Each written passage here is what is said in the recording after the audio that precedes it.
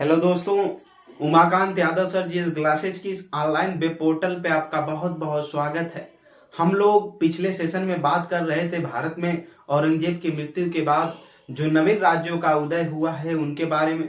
ठीक, हम लोगों ने पिछले सेशन में मैसूर राज्य के बारे में देखा और आज के सेशन में हम लोग बात करने वाले हैं अवध के। किसके? अवध के सेशन में बात करने वाले हैं।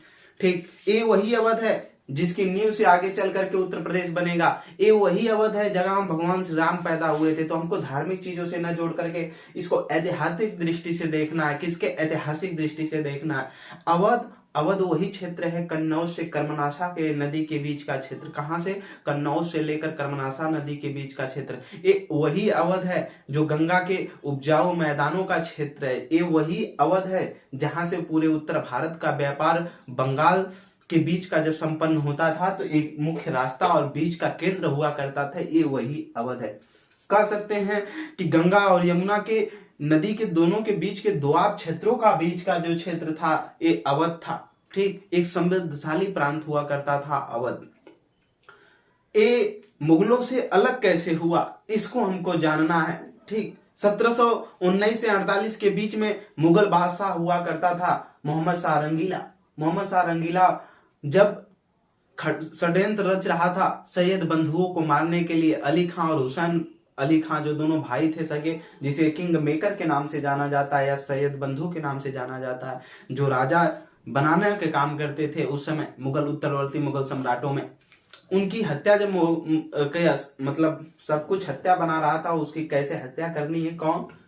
मोहम्मद शाह रंगीला। उसी में सहायता किया था एक उसका सूबेदार कह लीजिए था सआदत खां। सआदत खां ने उसकी उस समय उसकी मदद की और जब सैयद बंधुओं की हत्या हो गई तो सआदत खां को इसने मोहम्मद शाह रंगीला ने प्रसन्न होकर के क्या कर दिया, इसे सआदत खां को आगरा का सूबेदार बना दिया। कहां का? आगरा का सूबेदार बना दिया। और जब आगरा का 1720 से 22 के बीच में आगरा का सूबेदार बनाया, फिर कुछ समय के बाद इसको धीरे धीरे और भी बुरहान उल मुल्क की उपाधि दी। ठीक, यानी मुल्क में आप श्रेष्ठ। और आगे की तरफ हम लोग अब पढ़ते हुए चलेंगे और जानेंगे। तो लिखेंगे अवध। अवध भारत में नवीन राज्यों के उदय में लिखेंगे अवध। लिखेंगे क्षेत्र। अवध का जो क्षेत्र था, क्षेत्र हमने बताया कहां से?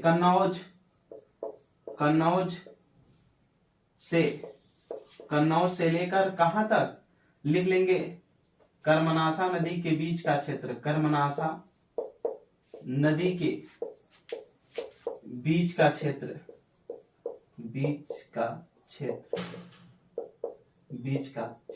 ठीक, कन्नौज से कर्मनाशा नदी के बीच का क्षेत्र। कहां से? कन्नौज से और कर्मनाशा नदी के बीच का क्षेत्र। इसके बाद या इसको हम कह सकते हैं गंगा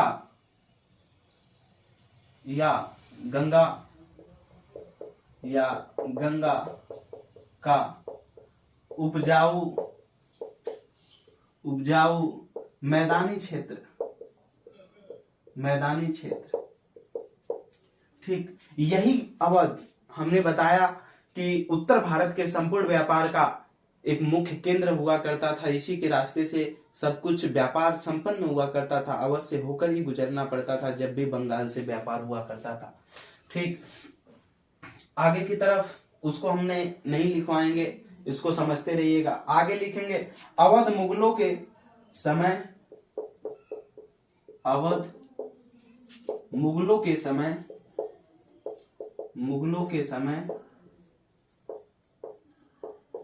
एक स्वतंत्र प्रांत हुआ करता था।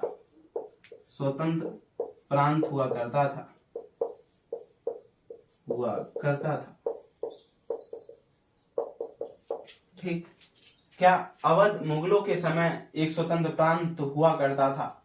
ठीक, आगे की तरफ लिखेंगे जब सैयद बंधुओं के खिलाफ, इसको तो लिखवाने की जरूरत नहीं है, जब सैयद बंधुओं के खिलाफ मोहम्मद शाह रंगीला षड्यंत्र रच रहा था तो उसी में सआदत खान ने उसकी सहायता किया और उसने मार दिया। तो 1720 और 22 के बीच डायरेक्ट हम लिखते हैं 1720 और 22 के बीच मुगल बादशाह मुगल बादशाह कौन था? रंगीला। मुगल बादशाह रंगीला ने, मोहम्मद शाह रंगीला ने सआदत खां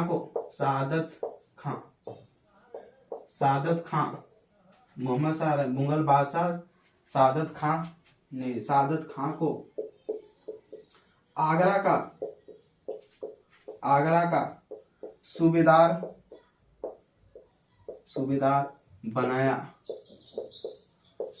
बनाया। और हमने बताया कि जो आगरा है पिछले समय से ही क्या कर समृद्ध और एक बेहतरीन जगह हुआ करती थी मुगलों के, यानी अकबर के समय से लेकर के ताजमहल भी बन गया है। ठीक, आगरा। ठीक, और मुगल बादशाह कहाँ पहुंच चुके हैं? दिल्ली में।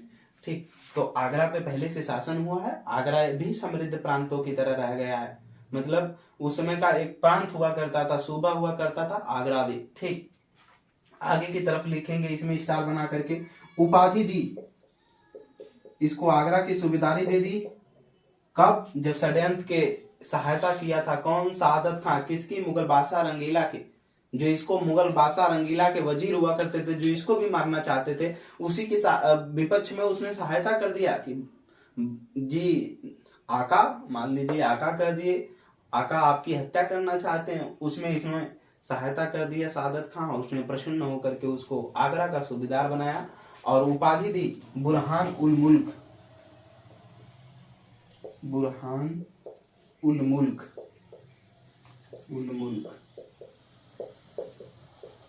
ठीक, मुल्क में श्रेष्ठ।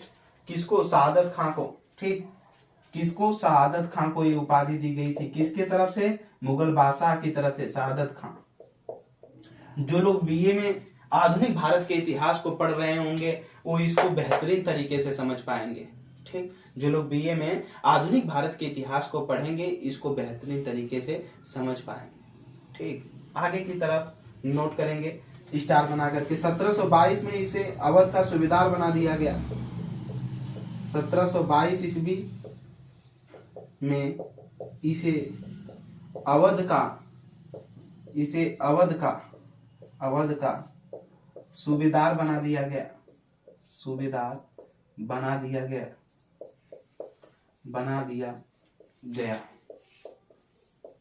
ठीक, इसे 1722 ईस्वी में इसे क्या हो गया? अवध का सूबेदार बना दिया गया। आगे की तरफ हम देखेंगे इसमें अवध के नवाब के बाद इसके स्वतंत्र रूप से स्थापना हुई 1722 के बाद, और इसमें नवाब होने लगे। ठीक, और इसी अवध से लखनऊ जो हुआ, इनकी राजधानी हुआ करती थी। धीरे धीरे बाद में वो लखनऊ भी नवाबों के शहर कहा जाने लगा। क्या? नवाबों का शहर लखनऊ। चलिए, जैसे राजा हुआ करता था उसी को नवाब, और दक्षिण भारत में हमने हैदराबाद में क्या पढ़ा? निजाम कहा जाता था। उसी प्रकार उत्तर भारत के लखनऊ में उनको क्या कहा जाता था? नवाब कहा जाता था। तो लिखेंगे नवाब, प्रथम नवाब, अवध के प्रथम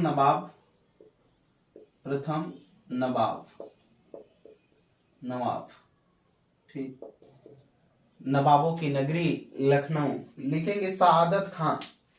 कौन? सआदत खां।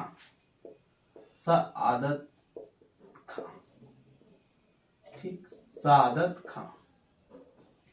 समय लिखेंगे 1722 से लेकर 1739 ईस्वी तक। ठीक, 1722 से लेकर के 1739 ईस्वी तक सआदत खां था। ठीक, इसी को उपाधि दी गई थी किसके द्वारा? मुगल बादशाह रंगीला के द्वारा। क्या? बुरहान उल मुल्क की उपाधि। ठीक, लिखेंगे राजधानी फैजाबाद हुआ करती थी। राजधानी कहाँ थी? फैजाबाद। आज फैजाबाद का नाम अयोध्या है। क्या है? अयोध्या है वर्तमान समय में। चलिए, फैजाबाद अयोध्या सरजू नदी के किनारे बसा हुआ शहर है। आगे की तरफ लिखेंगे इसने स्टार बना करके, इसके पूर्वज सआदत खां के, इसके पूर्वज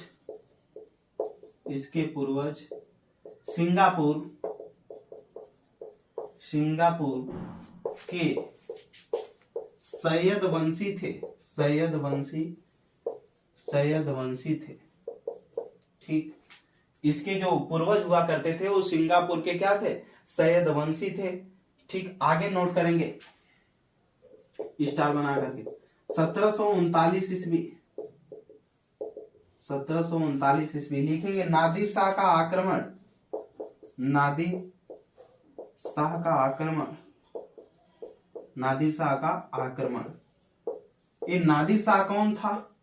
नादिर शाह हमने बताया था कहां का नेपोलियन था, ईरान का। कहां का? ईरान का नेपोलियन, ईरान का नेपोलियन। ये कैसे भारत पर आक्रमण किया? इसी को निमंत्रण दिया था किसने? सआदत खान ने। सआदत खान ने इसी को निमंत्रण दिया था भारत पर, दिल्ली पर आक्रमण करने के लिए, क्योंकि जो मुगल साम्राज्य हुआ करता था वो कमजोर हो चुका था। रंगीला को हमने बताया था कि मोहम्मद शाह रंगीला एक मस्ती करने वाला रंगीला बादशाह। ठीक, महिलाओं के साथ उसका संबंध अच्छा रहा, नाचने गाने में व्यस्त रहा, भोग विलासता में व्यस्त रहा, इसलिए जो मुगल साम्राज्य था वो कमजोर बन चुका था एकदम।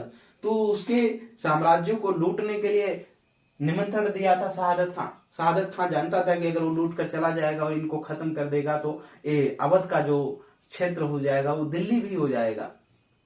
ठीक, और आगरा का सूबेदारी इसको मिल ही गई थे, तो इसलिए इसने नादिर शाह को आक्रमण करने के लिए, उस समय ईरान का नेपोलियन, नेपोलियन का मतलब होता है विश्व विजेता एक तरफ से।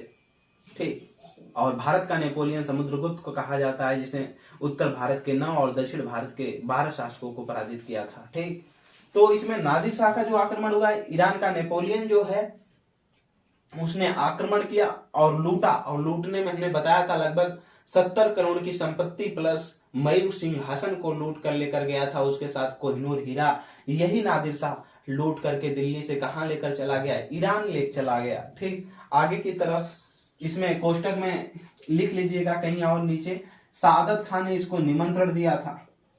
सआदत खान, सआदत खान इसको निमंत्रण दिया था, इसको निमंत्रण दिया था, निमंत्रण दिया था।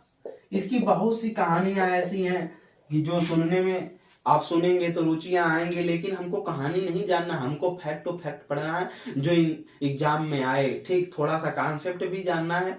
ठीक, और ज्यादातर हमको कहानी अगर जिनको पढ़नी है वो बीए के किताबों को लेकर के पढ़ लें, आधुनिक भारत के इतिहास को, उनकी पूरी अवध की किताब से, मतलब पूरे अवध के नवाबों की एक एक कहानियां के बारे में पता चल जाएगा।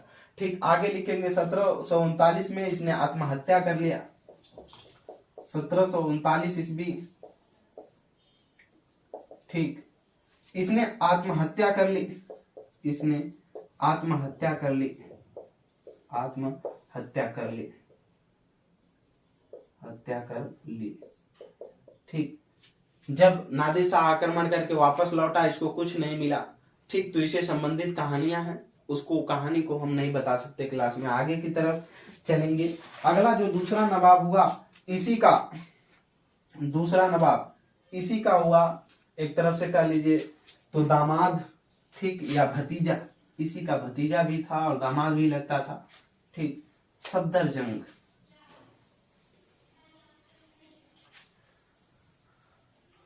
ठीक, सआदत खां का ही भतीजा दूसरा नवाब हुआ। चलिए नोट करेंगे इसमें, दूसरा नवाब, अवध का दूसरा नवाब, अवध का दूसरा नवाब।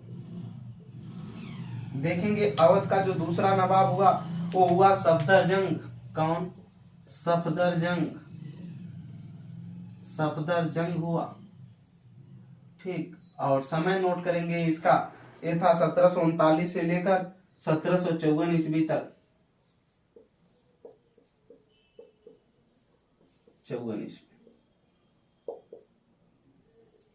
ठीक, ये सआदत खान का क्या था? दामाद था। ठीक, नोट कर लीजिएगा आप, हम बता रहे हैं बस इतना ही, भतीजा या दामाद था किसका? सआदत खान का। कौन? सफदरजंग। नोट कर लेंगे, ये आपका काम है। आगे लिखेंगे स्टार बना करके, इसने 1742 ईस्वी में, स्टार बनाकर 1742 ईस्वी में इसने बिहार पर अधिकार कर लिया, इसने बिहार पर अधिकार कर लिया, बिहार पर आक्रमण कर, आक्रमण कर पटना के क्षेत्रों पर अधिकार किया। पटना के क्षेत्रों पर अधिकार किया।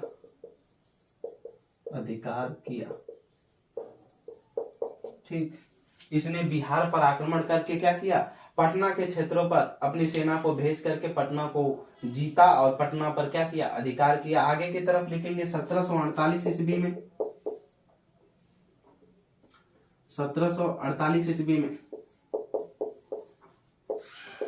1748 ईस्वी में इसने क्या किया था, अहमद शाह अब्दाली जब मुगलों पर आक्रमण किया। अहमद शाह अब्दाली कौन हुआ करता था, हमने बताया था कि नादिर शाह का सेनापति हुआ करता था। जो ईरान का नेपोलियन नादिर शाह था उसी का सेनापति था। ठीक, तो उसी के विरुद्ध में इसने सहायता किया था किसके, मुगलों की सेना को। लिखिएगा यह मुगल बादशाह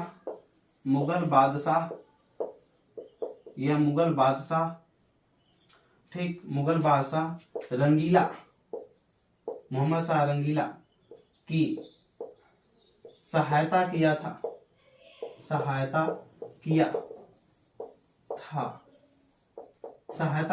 ठीक, किसके, लिखेंगे मुगल बादशाह रंगीला की सहायता किया था अहमद शाह अब्दाली के विरुद्ध।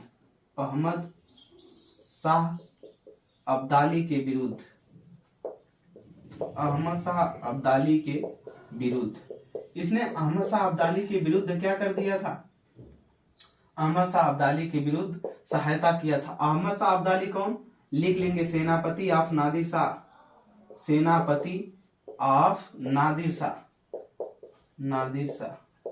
शाह का ये क्या था, सेनापति था। ठीक, उसी के खिलाफ जो मुगल बादशाह रंगीला हुआ करता था, ठीक, इसकी सहायता कर दिया था कौन, सफदरजंग। जब सहायता किया तो मुगल बादशाह रंगीला प्रसन्न हो गया, और जब प्रसन्न हुआ तो उसको क्या किया, अपना वजीर बना लिया। आगे लिखेंगे मुगल बादशाह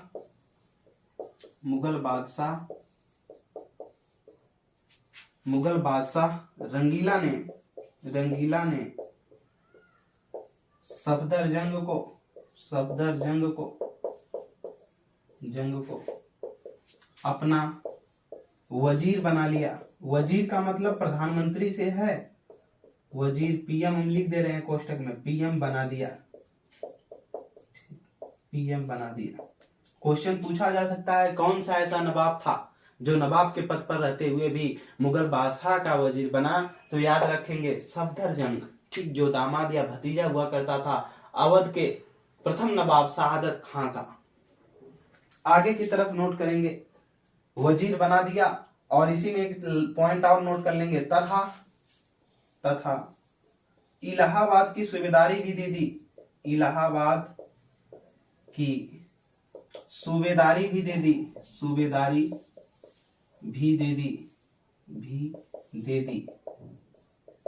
इलाहाबाद भी सूबेदारी भी दे दी। किसको, मुगल बादशाह ने सफदरजंग को दे दिया।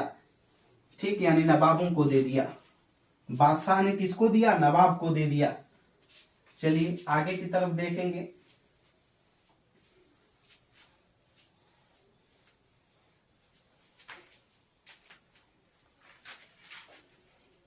आगे की तरफ लिखेंगे, इसने हिंदू और मुस्लिमों के बीच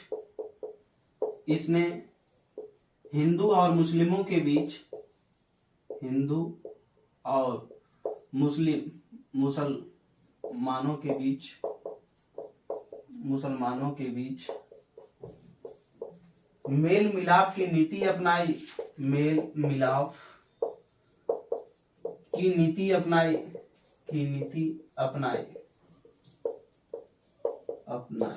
ठीक, इसने जो हिंदू और मुस्लिम थे उनमें मेल मिलाप की नीति अपनाई। आगे लिखेंगे स्टार बना करके। और उसी समय क्या हुआ, इसी के समय में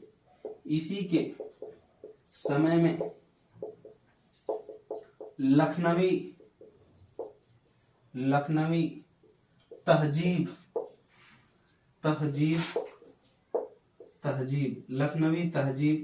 विकसित हुई। लखनवी तहजीब क्या है, यहाँ तहजीब का मतलब ये अरबी भाषा का शब्द है। ठीक, तहजीब जिसका मतलब होता है कल्चर, संस्कृति होती है। ठीक, जो लखनऊ और अवध के मिला करके जो संस्कृतियां उस समय की बनी, ठीक, इसको ही बोला जाता है लखनवी तहजीब। आज भी लखनवी तहजीबी के आधार पर, तहजीब के आधार पर मेला लगता है लखनऊ का, ठीक, जहां पर वहां की संस्कृतियों को दिखाया जाता है पुरानी, ठीक, हमेशा लगता रहता है लखनऊ में प्रत्येक सालों पर। तो कभी इसमें पहुंचे लखनवी तहजीब, इसी के समय में विकसित हुई थी सफदरजंग की, उसमें इनकी संस्कृति को दिखाया जाता है। एक बार एक नवाब थे, स्टेशन पर पहुंचे और उनके साथ में और लोग थे, तो इनकी नीति थी पहले आप पहले, पहले आप पहले, ठीक। इसका मतलब है जैसे हम लोग कहते हैं नहीं आप बड़े हैं पहले आप, पहले आप, उसी प्रकार ट्रेन आई और इसने कहने लगे ये नवाब साहब दूसरे से कि पहले आप पहले, मतलब आप पहले चढ़े, आप पहले, ठीक। इतना ही में कहते कहते कुछ समय के बाद ट्रेन निकल गई, लेकिन ये लोग स्टेशन पर ही खड़े रह गए। ऐसी इनकी संस्कृति थी, ठीक।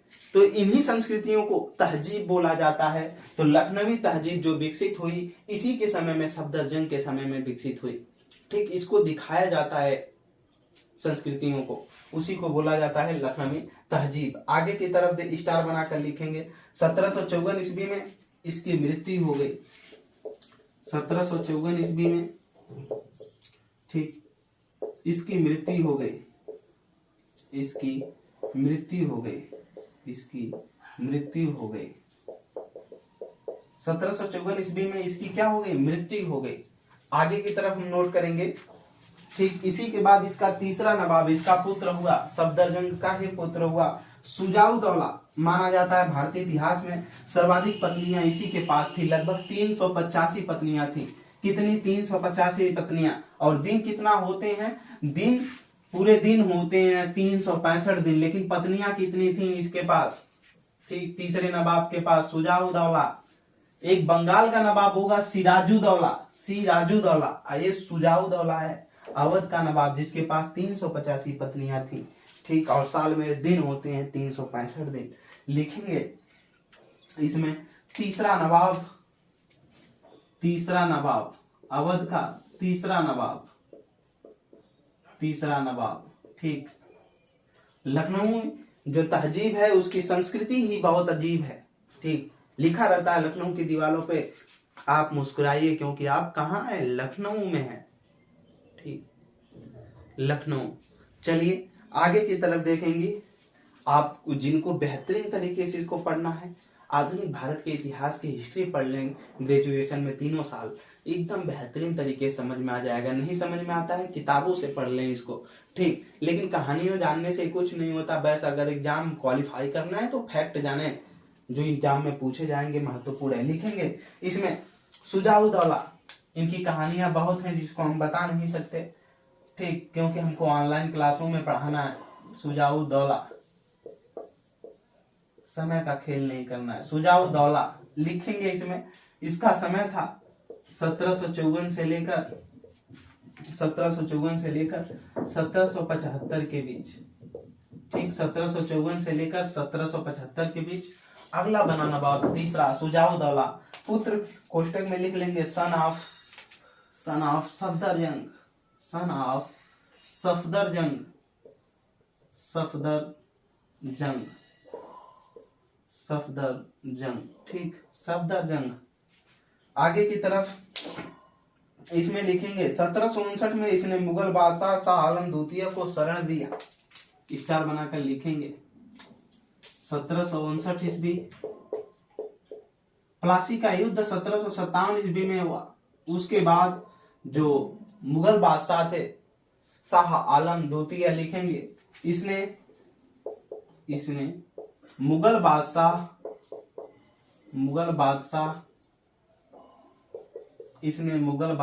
शाह आलम द्वितीय,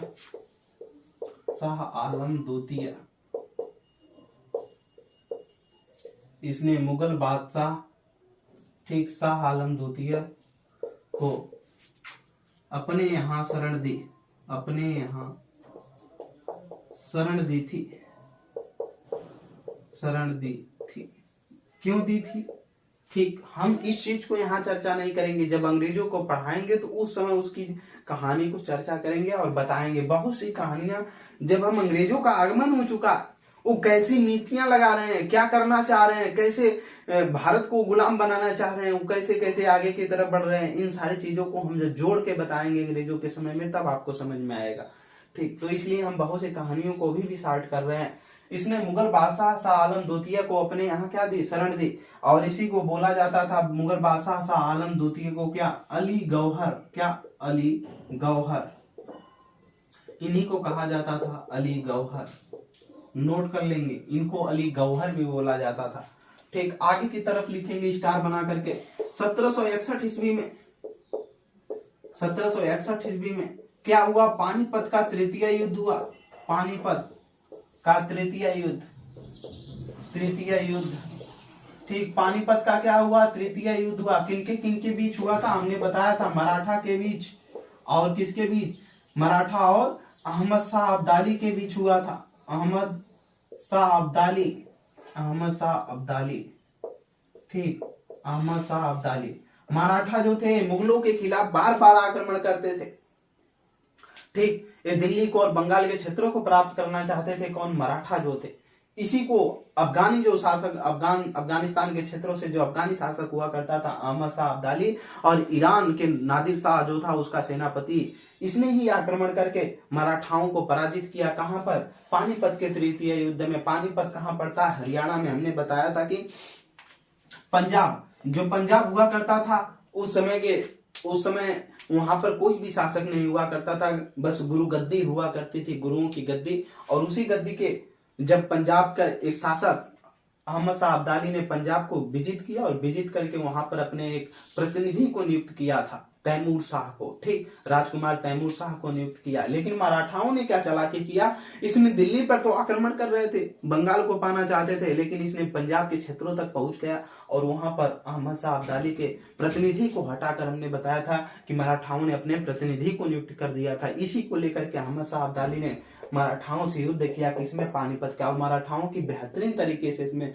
पिटाई की, जिसमें पेशवा का पुत्र, ठीक, शिवराव भाऊ और सदाशिवराव भाऊ, जो दोनों मारे गए इसमें, और बहुत से कत्लेआम हुए, सेनाओं, मराठाओं की बहुत से सेनाएं मारी गई। ठीक, जिसमें मराठा बुरी तरीके से पराजित हुए अहमद शाह अब्दाली से। लेकिन अहमद शाह अब्दाली इसमें विजयी कैसे हुआ, हमने इसको भी रखा था कि मराठाओं में जो सहायता प्रदान करने वाले थे, ठीक, मराठाओं को कोई सहायता नहीं प्रदान करने वाला था, लेकिन अहमद शाह अब्दाली को भारत की बड़ी बड़ी शक्तियां सहायता कर रही थी, जिसमें एक अवध का नवाब भी सहायता कर रहा था। कौन था, सुजाउद्दौला। सुजाउद्दौला ने अहमद शाह अब्दाली को क्या किया था, इसकी सहायता किया हुआ था, किसमें, पानीपत के युद्ध में। ठीक, पानीपत के युद्ध में इसने सहायता किया था अहमद शाह अब्दाली की तरफ से। लेकिन अभी बक्सर का जब युद्ध होगा, ठीक, तो ये अहमद शाह अब्दाली, सॉरी, जो सुजाउद्दौला है, ये अवध का जो नवाब है सुजाउद्दौला, ये अंग्रेजों के भी खिलाफ मिलकर के लड़ेगा। ठीक, तो आइए आगे की तरफ देखते हैं। इसमें मराठा क्या हुए थे, बुरी तरीके से पराजित हुए थे, और अहमद शाह अब्दाली क्या हुए थे, विजयी हुआ था। लिख लेंगे, इसी युद्ध में, इसी में सुजाउद्दौला ने मदद किया। किसका मदद किया था, इधर हम तीर बना दिए, किसका मदद किया, अहमद शाह अब्दाली का मदद किया था। ठीक, इतना हो गया। चलिए आगे की तरफ हम लिखेंगे 1764 में बक्सर का युद्ध। क्या, बक्सर का युद्ध। चलिए लिखेंगे बक्सर का युद्ध, 1764 ईस्वी, बक्सर का युद्ध। बक्सर का युद्ध, बक्सर का युद्ध, बक्सर का युद्ध। ठीक, देखेंगे बक्सर का युद्ध। बक्सर कहां पड़ता है, बिहार के क्षेत्रों में पड़ता है। ठीक, ये दो लोगों के बीच हुआ, एक तो अंग्रेजों के बीच, ठीक, ब्रिटिशर्स के बीच, जिसमें सेनापति हुआ करता था, सेनापति कौन, सेनापति हुआ करता था हेक्टर मुनरो। कौन, हेक्टर मुनरो। हेक्टर मुनरो हुआ करता था। ठीक, बक्सर के युद्ध में हेक्टर मुनरो। और इधर से जो थे 3 लड़ने वाले थे, कौन? शाह आलम द्वितीय, शाह आलम द्वितीय। और कौन था? मीर कासिम, मीर कासिम, मीर कासिम। आगे की तरफ फिर लिखेंगे सुजाऊ दौला, सुजाऊ दौला, सुजाऊ दौला। ठीक, सुजाऊ दौला। ये तीनों मिलकर लड़े। शाह आलम कौन था? मुगल बादशाह था। कौन? मुगल बादशाह। ठीक, शाह आलम कौन? मुगल बादशाह था शाह आलम। ठीक, अब ये तीनों मिलकर क्यों लड़ रहे हैं? क्योंकि अंग्रेज इस पर कब्जा कर रहे हैं। बाकी कहानी हम अंग्रेजों के समय में बताएंगे कैसे कैसे, क्योंकि उसके पॉइंट टू पॉइंट है। ठीक, अंग्रेज या उसके पहले पुर्तगाली जब से आई है, पुर्तगाली ईस्ट इंडिया कंपनी कैसे व्यापार कर रही है, कैसे वो कब्जा करना चाहते हैं, कैसे फ्रांसीसियों को अंग्रेजों ने, पुर्तगालियों को कैसे अंग्रेजों ने दबाया, और फिर भारत को कैसे कैसे कैसे उनके राजाओं को एक में भिड़ा करके फिर कैसे कैसे अपने शासन करने की नीतियां अपना रहे हैं, कैसे कैसे रणनीतियां बना रहे हैं। इन सारी चीजों को पॉइंट टू पॉइंट जब समझेंगे तब समझ में आएंगी चीजें। अभी बीच से कहानी बताने से कुछ नहीं समझ में आएगा। ठीक, तो यहाँ पर शाह आलम द्वितीय मुगल बादशाह हुआ करता था, एक हुआ। फिर इधर मीर कासिम बंगाल का नवाब, बंगाल का नवाब। ठीक, बंगाल का नवाब। और इधर जो सुजाऊ दौला था ये अवध का नवाब। ठीक, अवध का नवाब। इन सब ने मिलकर के क्या किया? लड़ा। ये तीनों लोग मिलकर के इस युद्ध को किसके? अंग्रेजों के खिलाफ लड़े। लेकिन इसमें जो शक्तियां थी काम नहीं की। ठीक, क्यों? क्योंकि जो ब्रिटिशर्स हुआ करते थे इनके पास आधुनिक हथियार थे। ठीक, और इनकी सेनाएं ताकतवर थी, इसलिए विजयी हुए और ये तीनों शक्तियां क्या हो गई? पराजित हो गई। ठीक, पराजित हुई।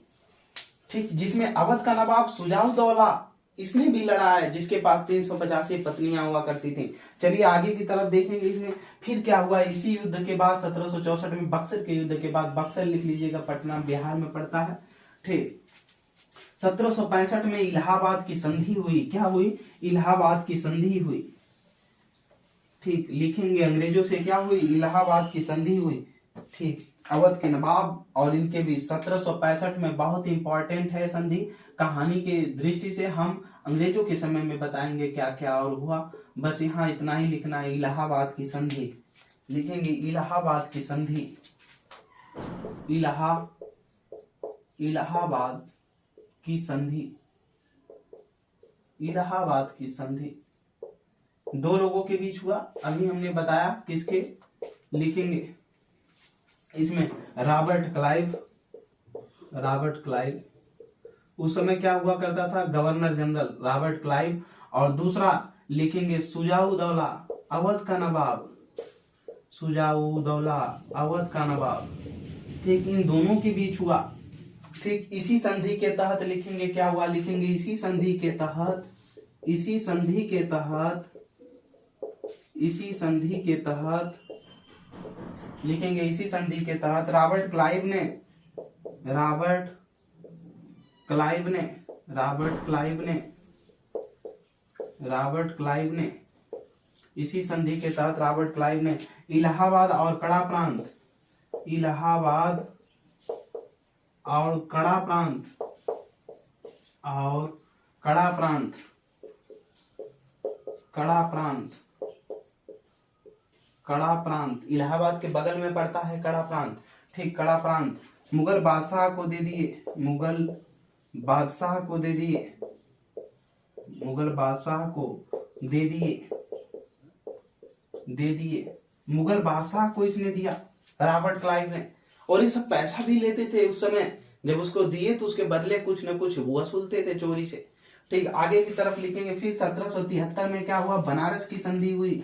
ठीक, 1773 बनारस की दो संधियां हुई। पहली पानीपत के युद्ध के बाद, ठीक, अहमद शाह अब्दाली को जो उसने सहायता किया था, ठीक, उसमें। और जो बनारस की दूसरी संधि हुई, उस बनारस की दूसरी संधि को ही फैजाबाद की संधि कहा जाता है, जो 1773, कहीं कहीं 1775 भी इसको मानता है, लेकिन 1773 में संधि हुई, जिसे बोला जाता है बनारस की संधि, बनारस की संधि, बनारस की संधि। ठीक, इसी को फैजाबाद की संधि बोला जाता है। बनारस की दूसरी संधि थी, दो लोगों के बीच हुई थी। कौन? Warren Hastings.